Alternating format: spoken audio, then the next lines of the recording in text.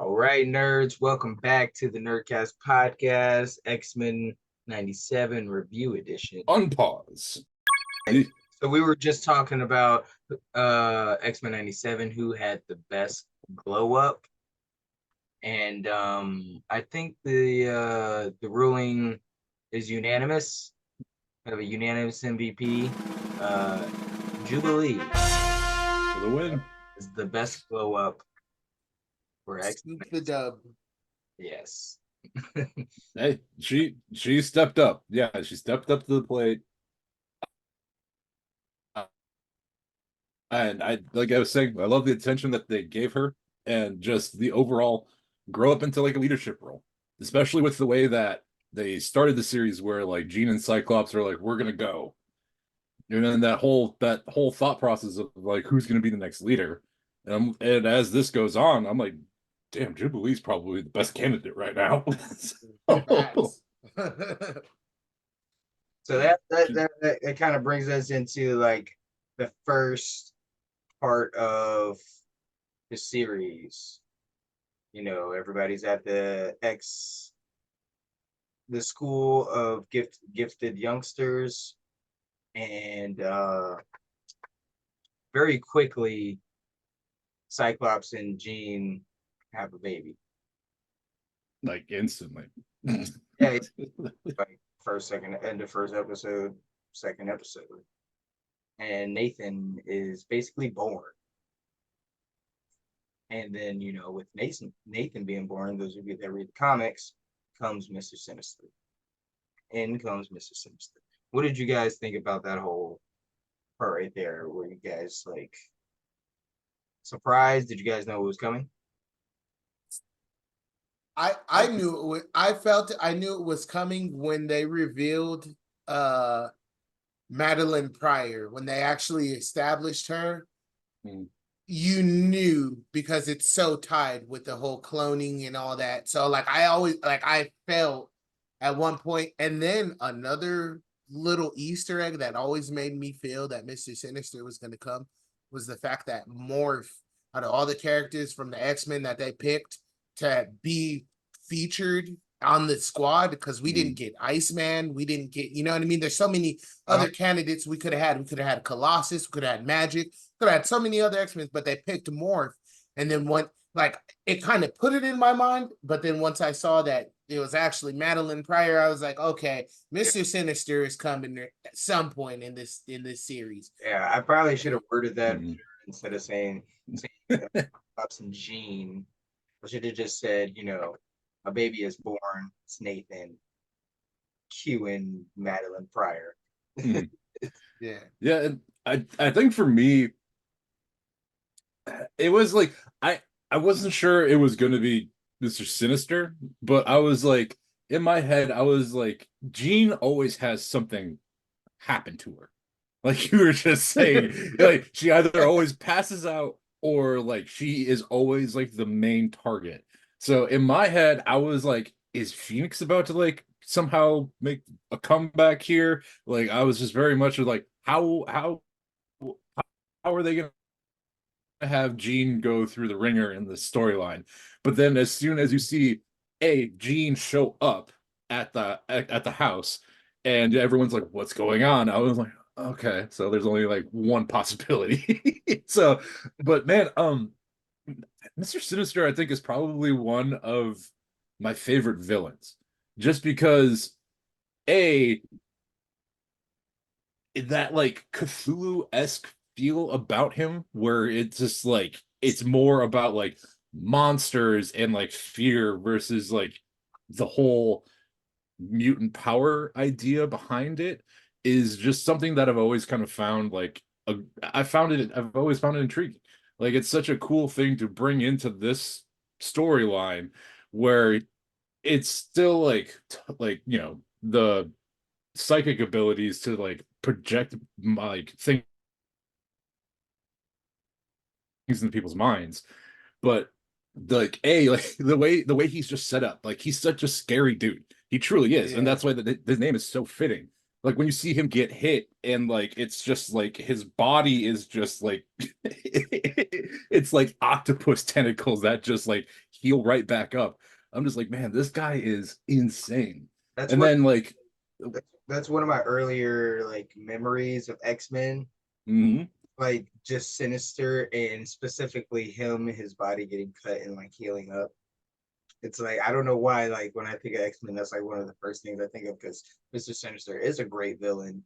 Mhm. One of the crazier ones because like the mad scientist villains, Hugo from Batman and things like that. Like those guys are the scariest ones because they can either destroy the world, help the world, or destroy the world and themselves at the same time. Nah, most definitely. Mr. Sinister, he definitely always brings like that like horror element to Yeah, that's the word. whenever he comes around. Like, it's not gonna be like just, oh, Mr. Sinister is blowing up the downtown building, or Mr. Yeah. Like Mr. Sinister comes and he's like probing your mind and bringing fears to the surface. Like he's a mix of Freddy Krueger and you know what I mean? Yeah. It's like, Yeah. but he really is like, but like, like I'm such a nerd with these X-Men comics. Like Mr. Sinister is such a predominant X-Men villain. And like, it's funny because I honestly feel I don't think there's a case where they've elevated him up to Omega global threat, but he definitely could No. be Yeah, at I don't any think that ever time. happened that I can remember. Yeah, and that's what I'm saying. It's so crazy that like you really have to be in the X-Men know to know like that Mr. Sinister is actually he's up there on par with the greatest Marvel villains in the echelon, and it's just crazy that they haven't really uh projected him to that level. But it's like it's cool to see, and like for me, I think like I knew he was coming, but it's good to get that reminder of how sinister Mr. Sinister really can be. Like that guy, that man is Nathaniel Essex is a monster, bro. He really is. Hmm. Sinister is a short-sighted Red Skull. He could do so much more. Yeah. That's actually a great comparison. He could do so much more. He could be more powerful than the Red Skull, but Red Skull is smarter, I guess, But which is weird. and I mean, speaking of speaking of Mr. Sinister stuff, still, and like you said, Flam, and like seeing Morph was just a big kicker out, like one of the big kickers. I still wasn't 100% sure when I saw him, but also having Morph be in this show was the most brilliant thing they could have done. Because look at how many characters he covered in the short time span that he was in these episodes. And he's still forever just a key figure in the X-Men realm. Yeah. Sorry to cut you off again, but that was one person I was flirting with on the best glow up. Yeah. Off because I don't think they gave him a glow up. I just think they did him justice. Right. Yeah. That's a good way. Good way to put that. Made it like they turned him into like candy for the audience because like that was one of my parts of this new series is just like seeing him like what is Morph going to change into real quick like in this battle because like he always had like a couple different transformations in each battle that he was involved in. Yeah. No, I definitely agree. Like Morph definitely got done some justice. And like I'm actually just curious because with all the elements introduced to the series, like where are we going with Morph? I'm actually interested to see what's gonna happen with Morph. Like honestly, I'm actually like he's not just there for the ride. Like I want to know. Right. Well, I want more. If you want my not very serious answer, but not serious answer. somewhat serious. It's like Morph has an angle, and I know what that angle is. Morph is determined to be with Wolverine. That man is driven. The thirst He is said, real. "I The could thirst be is real. anything you want. I could be anything you want." Excuse me, not that man. They are driven. Yeah. He said Madly in love with Wolverine. it's funny. He want to call him Logan at every time. Every time. He want to call him Logan in the middle of the battlefield. It is going down. He want to look that man in the eye and call him Logan, bro. You know.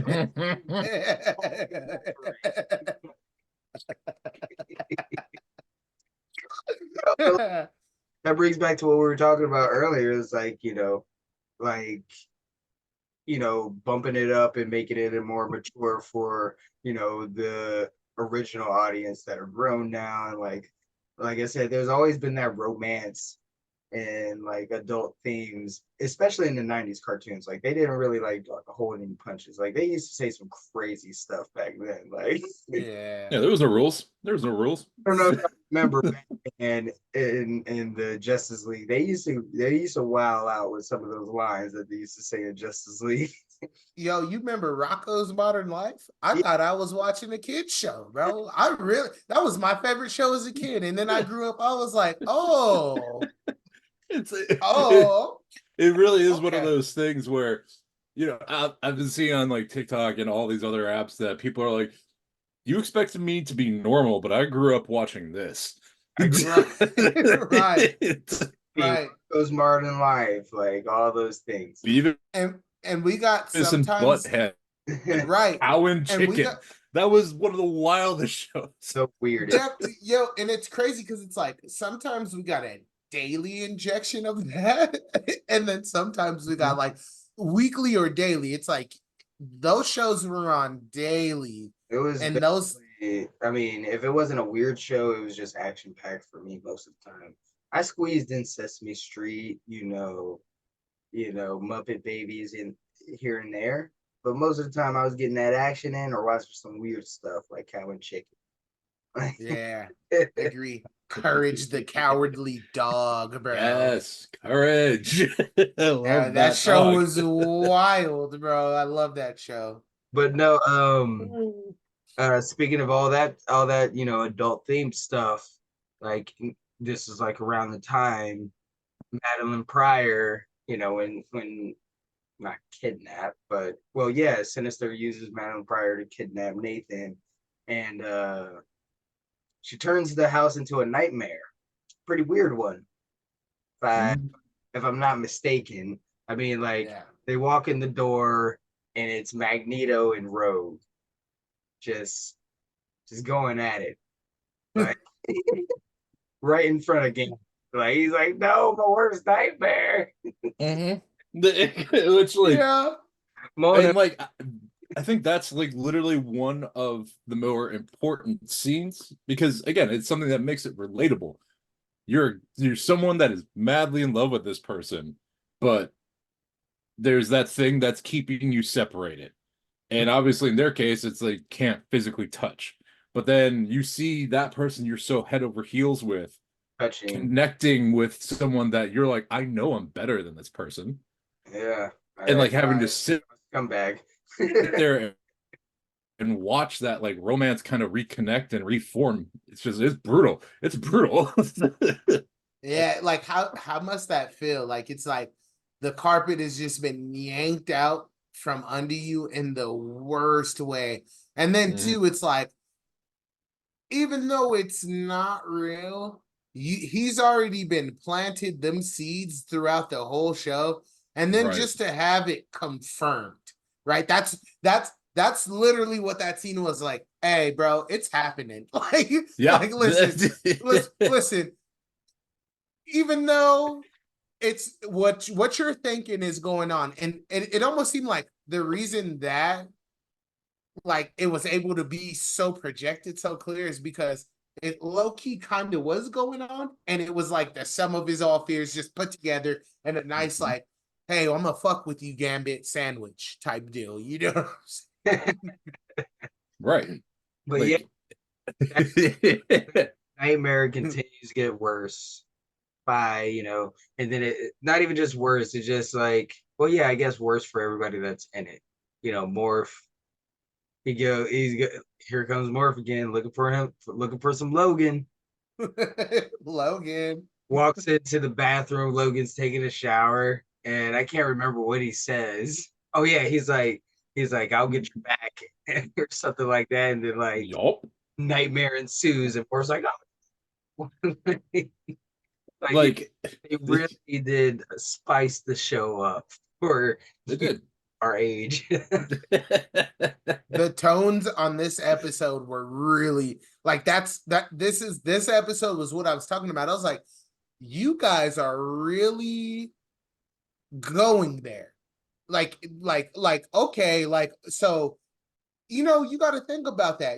With everything going on and like how like I don't want to speak for everyone. I feel like a lot of people are just easily offended, and there's just so many things that can go wrong when you're a company like Disney to like go there. But they were like, it just shows you like how much they believed in this show. You know what I mean? To really have those type of tones, because forbidden, I'll bring up DC, whatever. But like DC animes, when you watch those, the things you see, you're like, oh, okay. No wonder this is you guys are. Yeah, it's like you guys are really going there. But then like to see Marvel like take those steps forward too is nice. It's like, okay, yeah, this is crazy, but yeah, this is the direction you need to be going. Mm-hmm. Yeah, it's finally nice to see, like you were saying, Marvel step up in that animated world like way more. Because obviously it was neck and neck in the 90s because Batman animated series going on at the same time as like X-Men, Spider-Man, all this stuff. And just all of a sudden out of nowhere, they've put such a focus on the live action stuff, which don't get me wrong, I'm still gonna enjoy it no matter what. But to see all the DC animated films and like series that have come out, especially like Young Justice turned into one of my favorite like DC animated shows. Like Yeah, I was like, this show hits so many different things. yeah, And finally to have Marvel step up and like kind of show that they're like ready to get back into the ring to keep themselves relevant like that. I'm like, yes, this is so cool to see. This yeah, is awesome. And like, yeah, yeah, like watching Morph get real hot and bothered, seeing Logan in the shower, yeah. I was just like, oh damn, okay. Like, yeah, you're just like, wait a minute. You're just like, oh, Marvel. Like, what is going on here? Like, Oh. I love it. Like, as I was saying, like, as a Marvel fan, like right now, like things like that, it's the little things, right? It's like Marvel is already epic. They already have an epic base, but it's like take those little things and just amplify it a little bit. Like, you know what I mean? Like make these heroes a little more like relatable. You know what I mean? Like I humanize these guys, like you said, humanize them. And it was just nice to see. It's like, even though you may be able to transform into anybody, you are still hit with the whims of temptation. Even though you can kinetically charge cards and anything you touch, you can still be jealous of anything. And it's so dope. And it makes you it reminds us that like even though these characters are extraordinary, they're people. Facts. People with the same emotions, the same, desires and tendencies as everybody else. And they're also just as guilty as not being able to handle it. Like, yeah, that's right. something that's really important that they're showing. It's like, Yeah. hey, like, even a degree more with those powers. It's like you right. have those powers. It's like, hey, when I get jealous, I go cry in the corner. When you get jealous, you might blow up half of the goddamn planet. You know? Like, yo, wait a minute. How do you deal? No, but then we quickly see in this series the death of Charles Xavier. And that was one of the nominees I had up there for saddest moments, but not really because it wasn't, we've all seen it by now. Spoiler alert, anybody watching a review, you should know. how to do that. But All right.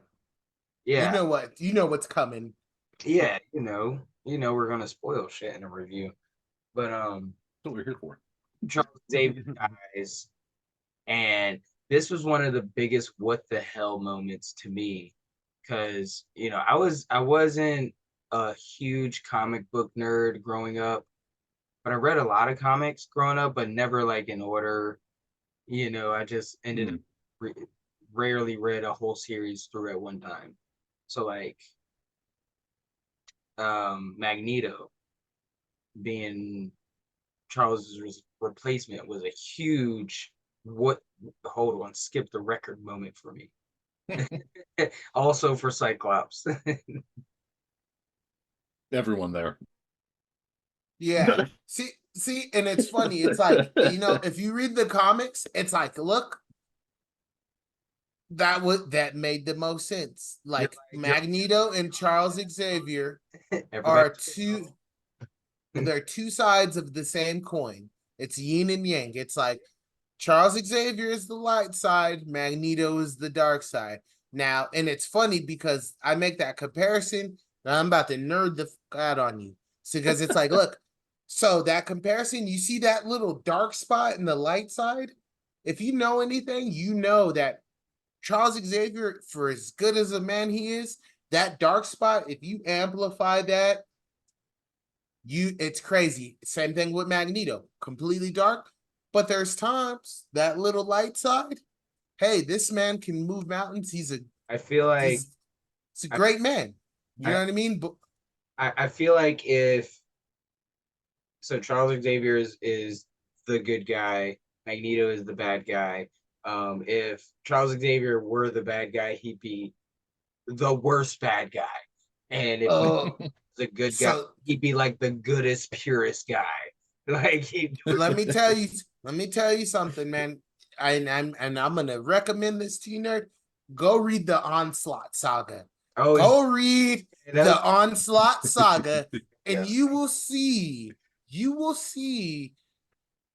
Charles Xavier can be, it's not fully him. It's the essence of him and Magneto, but still, like, go read the Onslaught Saga. Like, I've heard of this. I've just, like I said, wasn't a huge comic book nerd. More of a comic book nerd now than I've ever been. But yeah, thanks for that. I'm putting that on the list. Yeah, go read some of those on, because you'll like whatever you're thinking. I don't know, but I'm guarantee you'll be surprised by a few aspects of how, like, you'll be like, whoa, like, I didn't know you could be that much of that. You could, you know what I mean?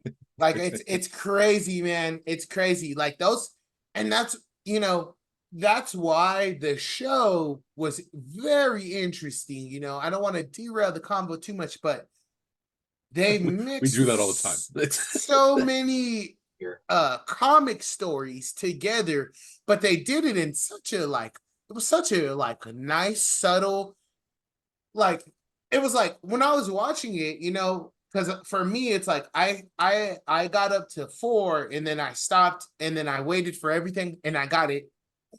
And so I was like, oh man, you guys really are this thing you guys are crafting. You guys are taking influence from the entirety of the X-Men universe. Like, you guys are taking from the entirety. And it was so beautiful. And that's what I said. It was like you guys are really invested in this, because with these comics I have, like, I have a lot of X-Men comics. There's X-Men the regular, and then you have X-Men the classic. You have X-Force. There's so many things. And it's like halves. Right. And they took from all of it. You even got to see sprinkles of Avengers versus X-Men. It was like, right now, these guys can go anywhere with the X-Men mythos and it will make sense. It's one of the most perfect things that Marvel's ever done. Right. And to be able to establish that takes knowledge, it takes love, it takes passion for the project you're working on. You know what I mean? But what a project. But I even have more theories for how this thing is going to tie in to the cinematic universe, y'all. I honestly, this is going to tie in to the cinematic universe, and this is actually the thing that is going to save the cinematic universe, and I'll get into that later. I honestly believe that this thing was very deeply soiled, and they were like, okay, the experiment to reach the new fan base is over. We obviously have made it off of our existing fan base. And so what they did is they gave us, like you said, candy, but they didn't just give us regular candy. They inserted it with additives and MSE, they inserted it with everything. So we're sitting here, they dangled that carrot, and we'll sit here and we're going to wait. They sprinkled like this. They sprinkled crack on the candy. Yes. They sprinkled some crack on it. They definitely did. And we'll sit here and it's like, listen. That real quick.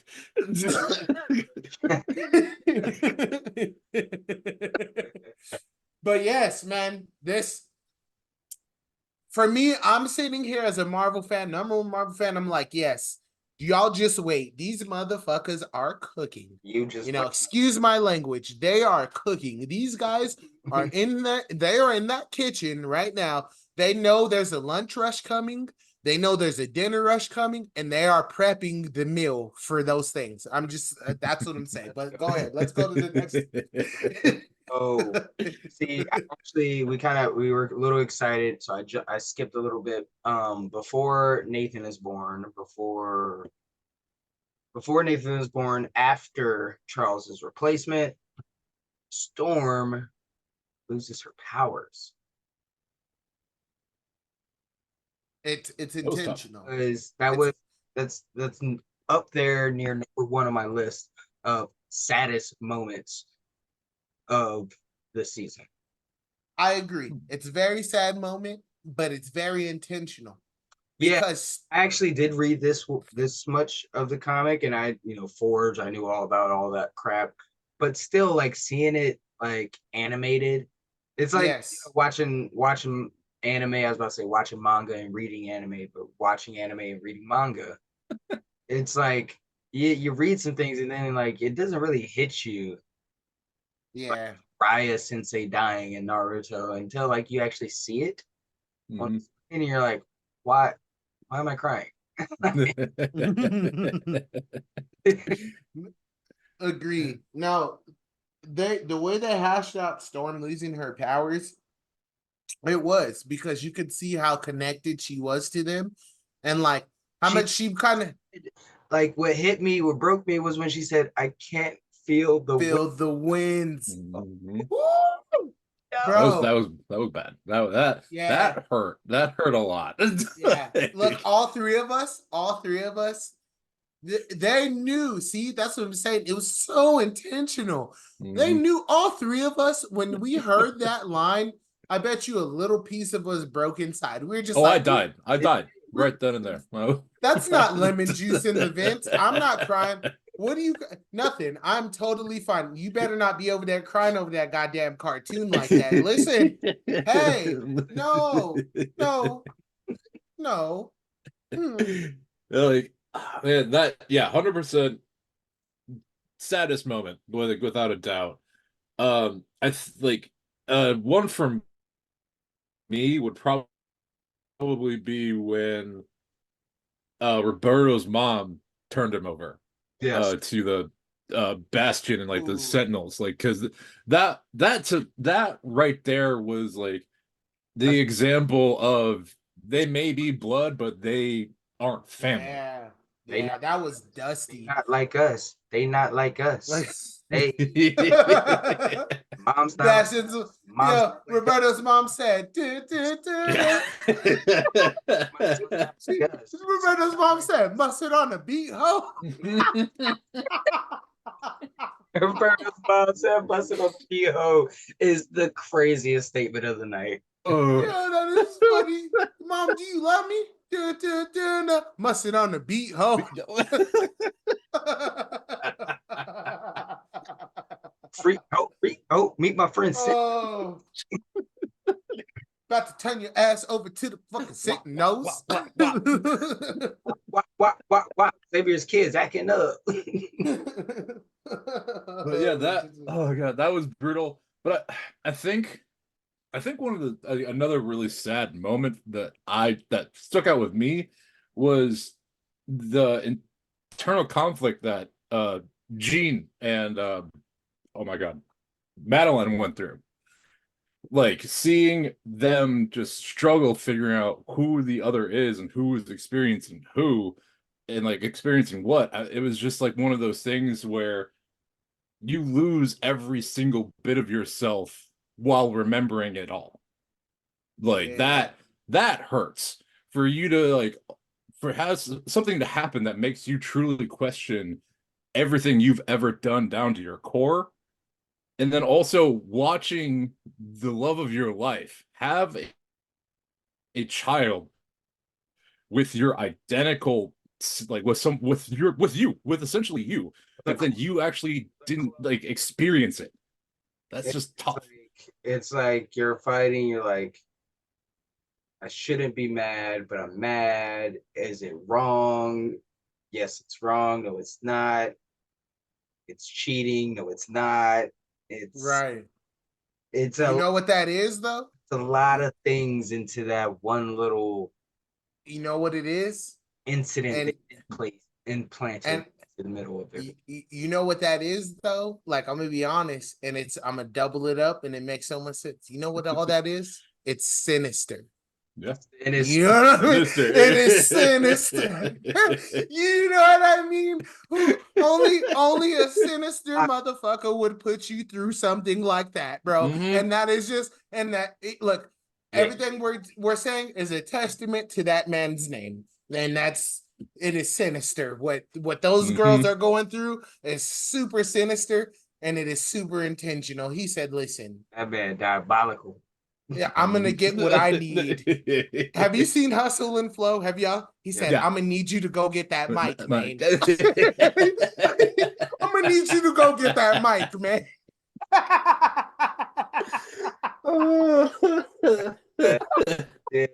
He said, I'm gonna need you to go get that mic, man. Oh my God. in that, Oh my I lord. mean, everything is pretty much up for grabs. Like any one of those could win it. I mean, I had all those, and I also had Gambit. Obviously, Yeah. yeah. So for me, No, saddest moment. not Gambit dying. That's up there.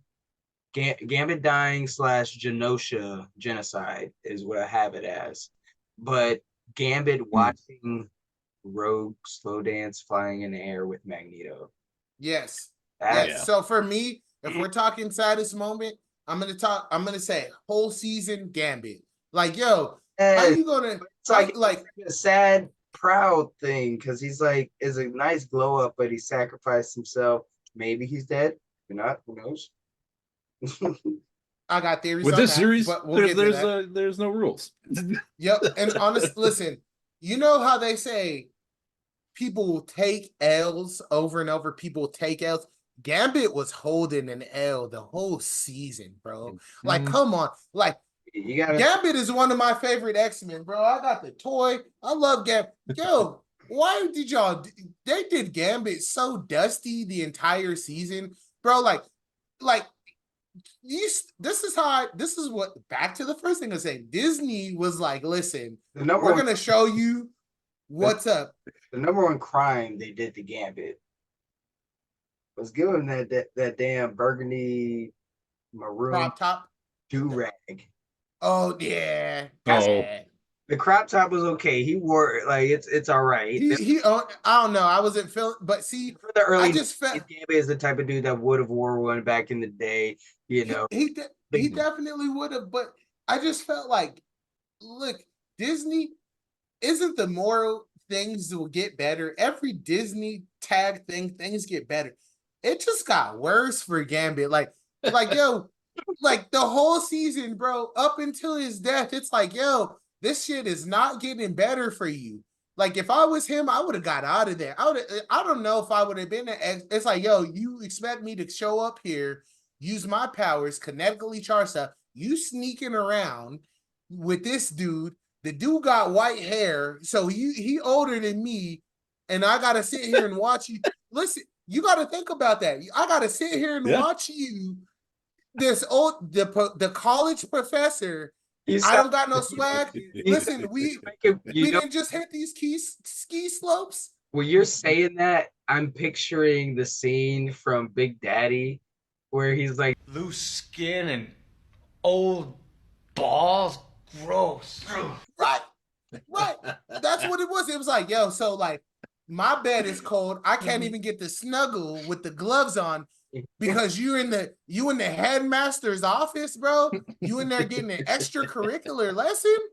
Yo, Gambit was holding L's the entire season, bro. I felt like I was so sad for him. Like I was really like, yo, if I was a kid watching X-Men and I really connected with Gambit, I would be so heartbroken how they treated him. I would literally try to create a way to connect to him, to let him know, like, get the fuck out of there. Gambit, get out of there. If we be at 100% transparent, we got less than a minute. If I was a kid, I wouldn't like Rogue growing up. Yeah. If I saw Thotty. That Southern Belle, man, that's hard to. You Thotty. When we get back here, we'll finish this out and select saddest moment of the season. Okay, let's get it. Pause again.